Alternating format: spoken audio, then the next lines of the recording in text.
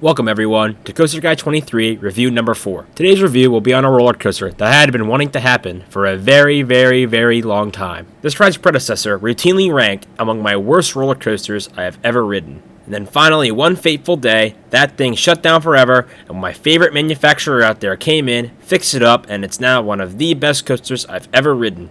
After years of dreaming that the park would finally do it, Hersheypark RMC'd Wildcat, and it became Wildcat's Revenge. Wildcat's Revenge opened in the summer of 2023 and is still in its infancy in its lifespan as a roller coaster. It's located at Hersheypark in Hershey, Pennsylvania. As mentioned, it was manufactured by Rocky Mountain Construction using their RMC iBox track and RMC swing axle trains. As I've mentioned, this is one of the best track train combos in the world in terms of smoothness and overall rideability. Wildcat's Revenge does not have a specialty. Wildcat's Revenge's counting stats are a height of 140 feet, a speed of 64 miles an hour, and a track length of 3,511 feet. I would say Wildcat's Revenge overall is a mid-sized roller coaster, and in terms of other RMCs, I would say Wildcat's Revenge is also mid-size among them, with its height, speed, and track length all reaching right around the median. Now let's take a look at Wildcat's Revenge's list of elements. Wildcat's Revenge features 16 unique elements, featuring 9 airtime movements, 4 inversions, and 3 maneuvers. You can tell just by these surface level numbers that Wildcat's Revenge is already going to be a ride with really good variety.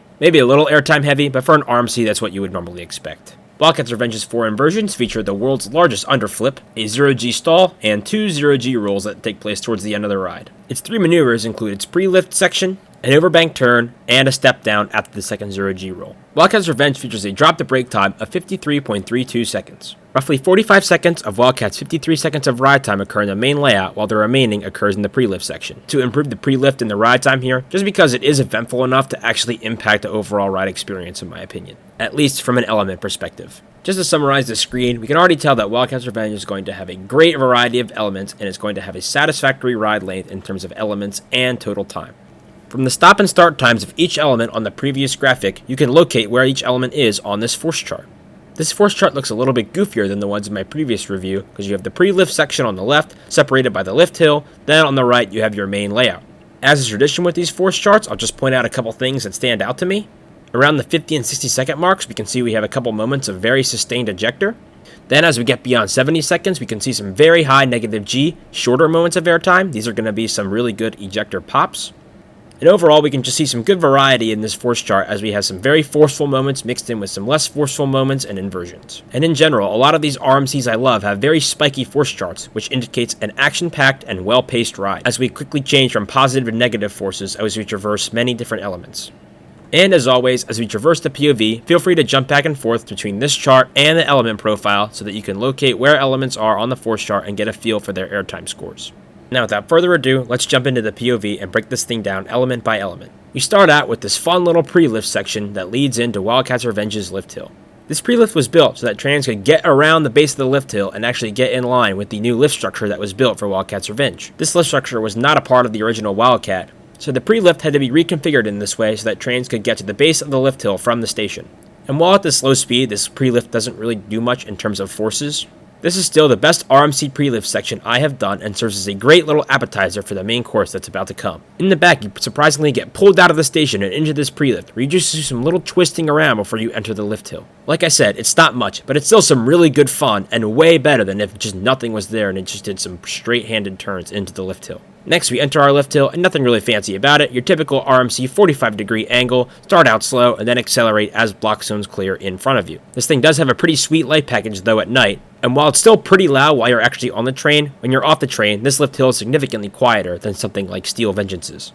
Now we reach our second element overall and first element of the main layout, which is our first drop. Wildcat's Revenge follows the standard formula for RMC first drops, as you get to about as steep of an angle as humanly possible before pulling up into the next element. While a lot of these RMC drops do feel kind of the same, they will never get old to me just because of how much airtime you get on each of them. With an airtime score of 33.84, Wildcat's Revenge's first drop is excellent. It's a great moment of moderate ejector. These RMC first drops are all shaped so that you get the maximum amount of airtime experience you can on each of their first drops. I really can't complain that all of RMC's first drops are the same, because quite frankly, I think they've perfected the airtime science behind their first drops. And hey, if it ain't broke, don't fix it. So Wildcat's Revenge's first drop, exceptional. Next, we enter element number 4, which is the world's largest underflip. In case you're unfamiliar, an underflip is a straight-ahead 270-degree 0G roll that ends in a turn that goes down towards ground level. A As far as I know, there are only 2 of these in existence, with the other one being on an RMC out in California. And hey, I'm kind of glad we got one of these out on the East Coast, because it is kind of a fun element. The rolling part of the element is just so fluid and so high up in the air. Then the turn following the roll somehow also feels fluid while also having some of the strangest and weirdest banking of all time, but yet somehow it works and does not feel out of place at all. Also, I just love how Hersheypark felt they had to claim that one singular world record by declaring this as the tallest underflip in the world. I've seen some reaches for world records out here in the coaster industry, but this one might take the cake for the biggest one. Let this be a message to all parks out there that world records don't matter as much as you think, and just build the best ride possible that you can given your budgetary constraints. Element number 4 is what I'm calling Wildcat's Revenge's Camelback Hill, although it's pretty flat to be a camelback hill, and I could be convinced into reclassifying this as an ejector hill. And boy did this hill deliver some ejector, as its airtime score is a 47.28. This is Wildcat's one moment of sustained ejector, as I would consider the first drop more of a in-between moderate and sustained ejector. You should know by now that I love a good sustained ejector moment, and I think all my top coasters have at least one. And this hill doesn't really do anything fancy either, just straight ahead, pure ejector airtime that sends you flying out of your seat and into those comfy RMC lap bars. The profiling on this bad boy is also just awesome, as it has to dip below the 0G stall that we're about to travel through in just a minute. Next is element number 5, which is a shimmy. If you have a better name for this element, let me know, but basically a shimmy to me, it's basically a step up, but it is outwardly banked. If you need another example of this element, there is also one on Iron Gwazi immediately following its 0G stall. In reality, this element is only created because of the way Wildcat was originally set up for its layout, but RMC is just so good at making what would be filler elements into something that is very impactful, and this shimmy does exactly that. Rather than a drawn-out transition that leads into the upcoming wave turn, RMC packs in another element that has an airtime score of 3.34. Now I know that isn't much, but because this element hits a relatively high negative G value for its size, you can definitely feel it while you're riding Wildcat's Revenge. So much so that I would definitely refrain from calling it filler. And this is a nice lead into our next element, which is this wave turn. Wildcat's Revenge is so good at variety that it even has variety in its own airtime moments. This is already the 4th different kind of airtime that we're going to be experiencing on Wildcat's Revenge, and we're only on element number 6. We had a whippy airtime moment with the first drop, a sustained ejector moment with the Camelback Hill, an outwardly banked airtime moment in the shimmy, and now vertical airtime while being completely sideways. And we talked about this on Steel Vengeance's wave turn, but when you're up high on this turn, you can see the track curve out and in, and that is what gives you that airtime sensation on this wave turn. It only has an airtime score of 4.05, but at its size, once again, you can definitely feel the airtime sensation as you go over this turn. It is definitely more weak floater though. Still absolutely love this element. Next we enter element number 7, which is Wildcat's Revenge's 0G stall. This is the first time RMC's signature 0G stalls are being featured on my channel, and trust me, this will not be the last time either. I talked about briefly in the Velocicoaster review the differences between the Intamin and RMC's 0G stalls, and you can see some of those differences stand out here. This stall curves a lot more than Velocicoasters, and you can tell the speed at the top of the stall is a lot less than Velocicoasters. That said, the transitions in and out of the 0G stall are a lot more whippy than Velocicoasters, creating for me an overall more intense and less graceful element. It's really up to you which of those you prefer, but for me, I do probably prefer these RMC 0G stalls, just because it still accomplishes a good amount of hang, in addition to the whippy transitions in and out, which just run so smoothly to me. Wildcat's Revenge's stall for RMCs is especially unique, because the front half of the stall definitely holds you a lot longer than the back half. I believe the second half of the stall was cut a little bit short to leave a little bit more room for the intense transition that goes into the next element after the stall. I would say in terms of other RMC 0G stalls, this one is definitely near the bottom, just because you really don't get that upside down disorienting feeling that you get on some of the ones that hold you for just a little bit longer. I still probably prefer this inversion to the underflip, just because the feeling of hanging upside down and then quickly snapping out into that right hand turn is such an awesome and unique feeling and has some great whip. Up next is element number 8, which I'm calling an ejector turn. Ladies and gentlemen, this is now our 5th moment of unique airtime on Wildcat's Revenge. The wave turn 2 elements ago gave us sideways floater, now this is giving us sideways ejector. This was not always the case, but I can now confidently say that this is my favorite element on Wildcat's Revenge. I just love absolutely everything about it. First and foremost, its airtime score of a 27.2. That's sideways moderate ejector. Crazy. The outward-inward curvature on this one is so pronounced, and it just sends you absolutely flying. Next up, the pacing. At this point in the ride, you really start to feel just how fast you're still flying around this layout. cutting out of that more graceful 0G stall, then absolutely flying through this element just gives you that great sense of speed and really start to feel how well paced Wildcat's Revenge truly is. And then finally, the uniqueness. I've not experienced anything like this on any roller coaster I've ever ridden. No other roller coaster dare have this strong airtime while holding you sideways. When the layout for Wildcat's Revenge first came out, I was a bit skeptical that there were two wave turns this close together. But no, these two elements have their own completely distinct flavor and offer something completely different to Wildcat's Revenge's layout. The airtime, pace, creativity, RMC, you've outdone yourselves. The train now absolutely tears through elements 9 and 10, which are Double Down 1 and 2. These feature airtime scores of 23.09 and 10.26 respectively. The airtime you get on this element can be pretty row dependent. Since this file I took was in the back row, the front half of the Double Down is going to hit a little bit harder than the second half. In the back row, the front half is going to feel like a moderate ejector, whereas the second half is going to feel more like a pop. Whereas in the front row, these two hills are going to feel a little bit more similar in terms of airtime strength. Now, I of course can't go without mentioning the unbanked left-hand turn that takes place in the middle of this Double Down. Now, as you would expect, an unbanked turn at pretty high speed is going to yield some pretty strong laterals to the right.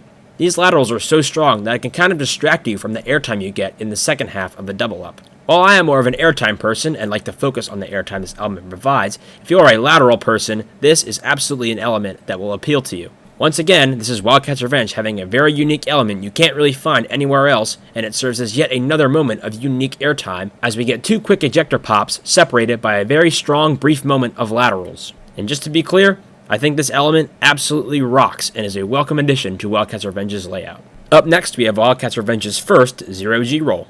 Just want to remind everyone real quick that we are still absolutely flying at a breakneck pace, and then all of a sudden you rise up and quickly snap right through this first 0G roll. As you cross over another 0G roll to come, it really kind of does feel like you're leaving the current section of the ride behind and entering onto a new plot of land. The entry into this 0G roll is also a little bit strange, as the ride kind of feels like it's about to do an airtime moment, but suddenly changes its mind and quickly snaps you through a 0G roll. This 0G roll has a great mix of snap and fluidity, great hand choppers, and overall is a really nice addition. As you know, I love me a good RMC 0G roll. As the train continues on the tear that is the second half of this ride, we enter element number 12, which is our second maneuver, an overbank turn.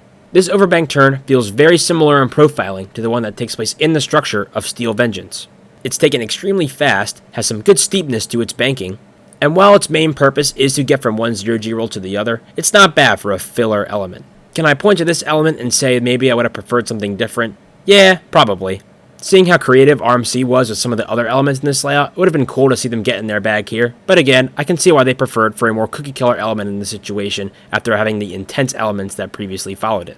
If I had to point to one element that does not hit on Wildcat's Revenge, it would be this one, but that is really not saying much at all. I still enjoy this turn, and it is just some overall good plain fun. Up next is element number 13, which is Wildcat's Revenge's second 0G roll. This 0G roll feels very similar to the first one, albeit without that interesting entry. And maybe a little less snap, but still all the fluidity you would get from a normal RMC 0G roll. Also, the hand choppers on this one are a little bit better because you're cutting through the structure, and it's insane how close the rails get on these two 0G rolls. This roll barely is able to fit under the first. And just to remind everyone again, we're still hauling. Up next is this, I don't even know what this is. I guess a step down? In reality, this element lasts barely even a second, and you don't even really notice it when riding because you're too focused on the larger bunny hill that waits right in front of you.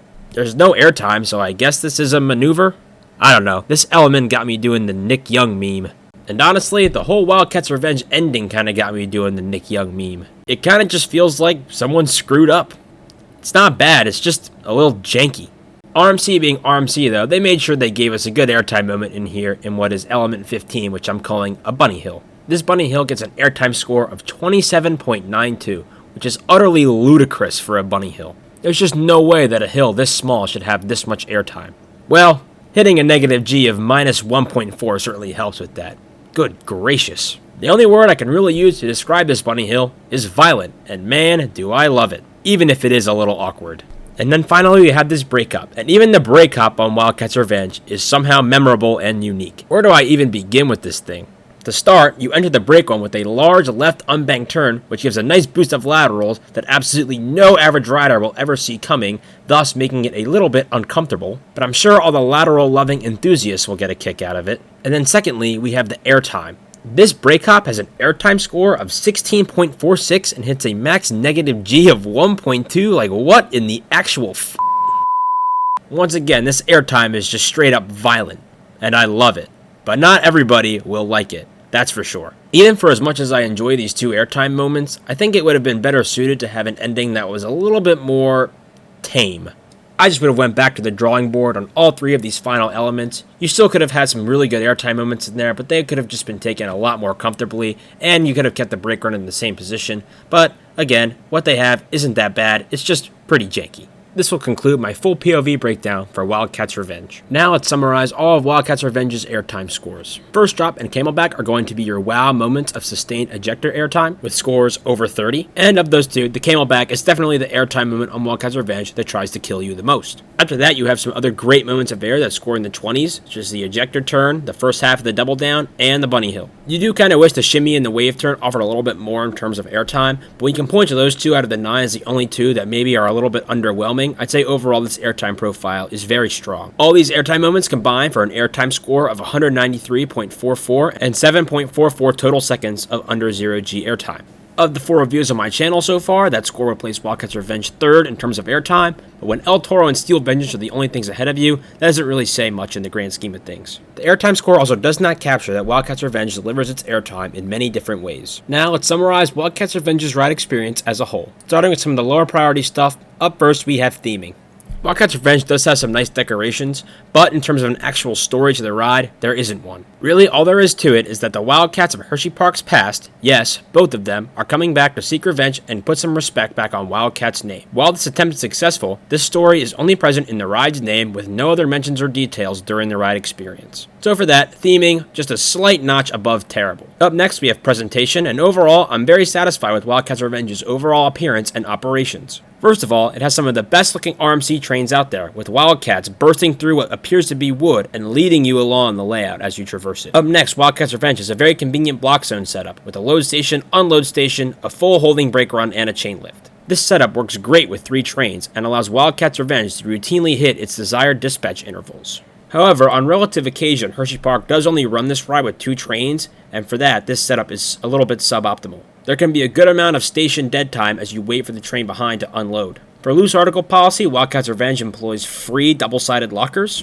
Just make sure you remember your locker number though, as this is not the best double-sided locker system. From my 42 Wildcat's Revenge rides, I've seen many times people get off Wildcat and forget what locker they have their stuff in, requiring the assistance of an attendant. And finally, the overall appearance with the red track on the black cross ties I think is absolutely eye-popping and looks fantastic. Absolutely love an RMC truss style lift as well. And overall, there's some other little details, such as an old piece of Wildcat's track over the exit, and giant Wildcat scratch marks on the side of the storage building. So for presentation, I'm going to give Wildcat's Revenge a good bit above average, with the main docking points being the efficiency of 2 train operations and the poor screening system on the lockers. Up next is laterals, and for the first time in this review series, I can confidently say that Wildcat's Revenge does have some extraordinary moments of laterals. The left-hand turn separating the double down and the turn into the brake run are legitimately intended to offer laterals by design. There are some other moments with less noticeable laterals, such as the ejector turn and the exit of the 0G stall, but the first 2 moments I mentioned previously are going to be Wildcat's Revenge's shining moments of laterals, and man, if you like laterals, you will love these 2 moments. Just the fact that Wildcat's Revenge has elements legitimately designed to give you laterals already would make it above average, but those 2 elements being as good as they are at laterals makes Wildcat's Revenge score significantly above average. Up next, we have trains, and I've already hit on the RMC swing axle trains in my Steel Vengeance review. Just to reiterate, I'm a lot higher on them than most people are. These are some of my favorite trains. I love the lap bars, the seats are comfy, top half of your body is completely open, and they just run so smooth and they handle all kinds of different forces well. So for Wildcat's Revenge's train score, it's going to be exactly the same as Steel Vengeance at significantly above average. For propulsion, Wildcat's Revenge has the exact same chain lift as Steel Vengeance, except a little bit smaller. Exact same speed, exact same noise, exact same experience, exact same everything, just a little bit shorter. So for Wildcat's Revenge, it's going to get the same exact propulsion score as Steel Vengeance, maybe a hair lower just for the smaller height. Up next, we have positives, and Wildcat's Revenge is about on par for positives with other RMCs. At least to me, its most sustained moments are going to be the pull-out of the 0G stall and the pull-out of the underflip. Those are just the moments where your positive force is going to be held the longest, whereas the bottom of the first drop is probably the place where you hit your max positive G-force. I would say Wildcat's Revenge is definitely better at positives than Steel Vengeance, but not as good as Velocicoaster or El Toro, so I'm going to score Wildcat's Revenge a smidge below average. Up next, we have inversions, and Wildcat's Revenge has some really good inversions. Of its 4, I would definitely say the stall is my favorite, but even that is on the weaker end of RMC 0G stalls. I would say all 4 inversions are good, but none of them are elite, which is kind of the same problem that Steel Vengeance has.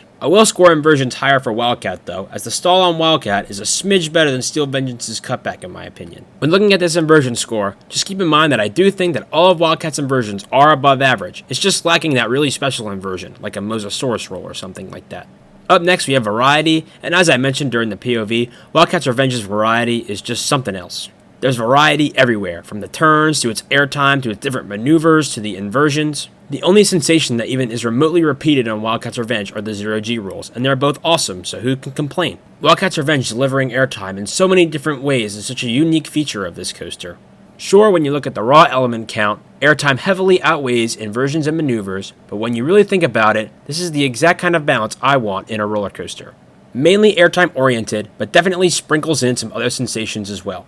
You don't need to have an equal number of inversions, maneuvers, and airtime to have a good variety score, and this is Exhibit A of that theory.